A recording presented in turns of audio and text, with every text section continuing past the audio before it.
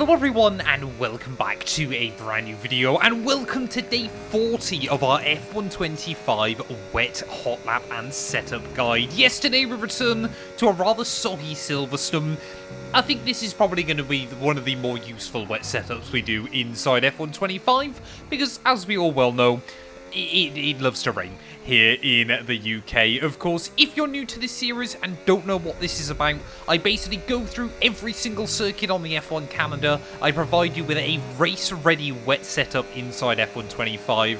I talk you around the track, where your braking points need to be, what gears you want to be using through the corners, and then obviously, last but not least, I leave you with a hot lap. As always, timestamps will be linked down below if you just want to head to a certain part of the video. Silverstone inside F125, it feels like they've made a few changes to the way the curbs work recently, so it can be a very, very difficult circuit to try and get absolutely hooked up inside this game. Of course, hopefully these setups are still helping you guys out.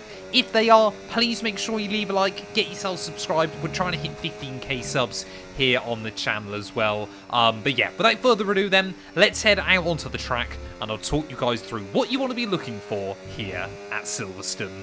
Well, aiming to be very, very careful on the loud pedal as we make our way out of the final corner. Try and short shift up through 5th and 6th gear as you make your way over the start-finish line. You're going to be all the way up in 7th by the time you get into turn 1, turning in just before the 50-meter board. Try and blend the throttle, but make sure you keep the revs up, because obviously that will reduce the risk of wheel spin. So completely flat out through turn 2 though, and you want to be aiming just after the 100-meter board, braking at the start of this curb on the left-hand side. From 7th gear, you want to cycle all the way down to 2nd, try and go for a nice late rotation into the corner, but avoid the sausage curb on the inside there. To be completely honest, try to avoid taking too much of any of that curb through turn 3, because what you find happens is if you drag too much of it, it actually unsettles the rear of the car and actually causes a bit more rotation through the exit of the corner, so be very, very careful with it. Try and avoid wheel spin as we make our way through the loop. Leave the car in 2nd gear and then just nudge the brake on the exit. Try to go for a nice late apex through turn 4 before we short shift back up through the gears, through 3rd and 4th, or even short shifting through 5th. And then just as you get over the curb, that's where you go full throttle up into 6th gear. Then down the Wellington straight though, keep the car over on the right hand side, braking at about 60 meters out from 7th gear all the way down into 3rd once more. Really try to attack the inside curb, give yourself a nice straight run in towards the Luffield there. Leave the car in 3rd gear, and then again just be very, very careful as you try and get on the throttle on the exit. Once more, once you get into 4th gear, that is when you can look to try and go full throttle as we make our way down the old start-finish straight there. Into the old turn 1, leave the car in 7th gear on the way in, downshift to 6th gear though, braking about 70 meters out. A small blip of the brake just to get the weight over the front end, and then flick the car in and be very careful that you don't understeer wide on the exit. 7th gear once more. This first part of the S is completely flat. The second part you just want to blend out, and then you're going to be cycling down through 5th and 4th gear, and then all the way down to 3rd through the final part. Really attack this curb. Again, it will unsettle the rear of the car, but try and get on the throttle nice and early to carry the speed out on to the hangar straight then. All the way up in 8th gear before you bring the car back over to the left-hand side. You want to be braking just at the 50-meter board at the start of the curb down here, all the way down into 4th gear there. Be nice and tidy on the throttle though on the exit. Don't use the outside curb, otherwise it'll just unsettle the car. Back up to 6th, braking though, ready for these final chicane, just past the 100-meter board at the start of the curb. Really try to avoid locking up the outside wheel on the way in. Down to 2nd gear, attack the first curb as best as you can, but avoid the sausage curb on the inside. Same for the second part as well. Nice and tidy on the exit, short shift up through 3rd, 4th and even 5th gear as you try and get the throttle down. Get the full throttle down at that final turn, across the line, and that'll be a lap then of the Silverstone circuit.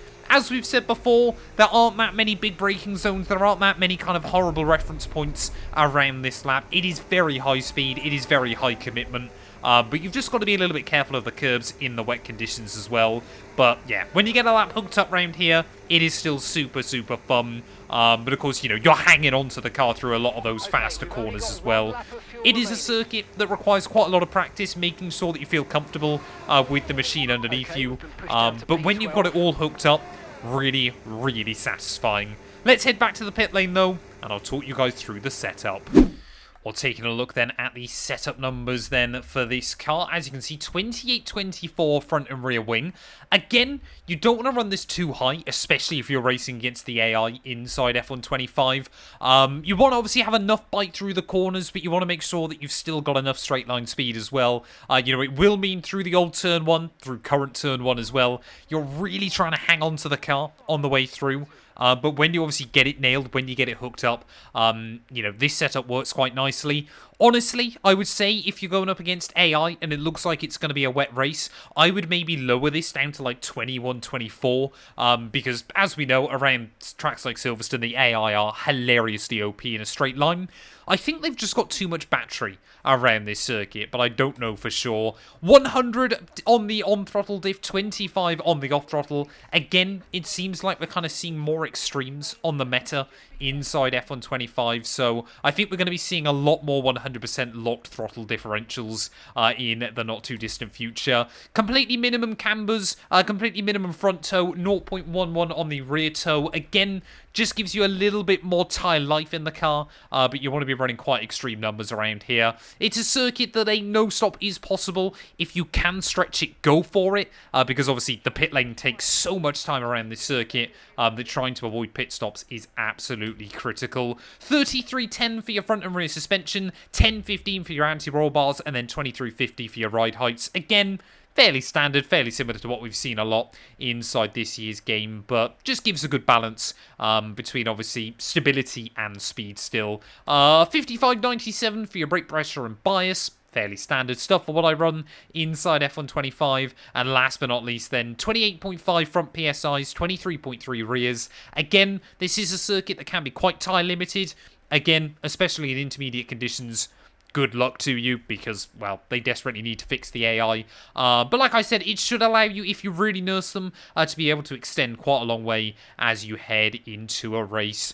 Hopefully this setup helps you out though. If it does, like I said, make sure you leave a like, get yourself subscribed. I'm going to leave you guys with a hot lap then here from Silverstone, and we will return very soon. At the longest circuit on the Formula 1 calendar, we'll be back ready for the Belgian Grand Prix.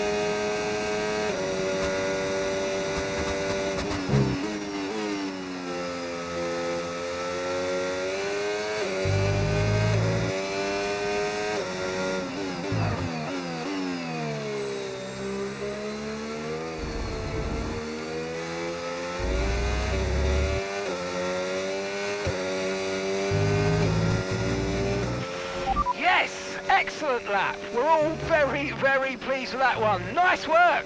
Come on, I'll see you back in the pits. Yeah, beautiful job.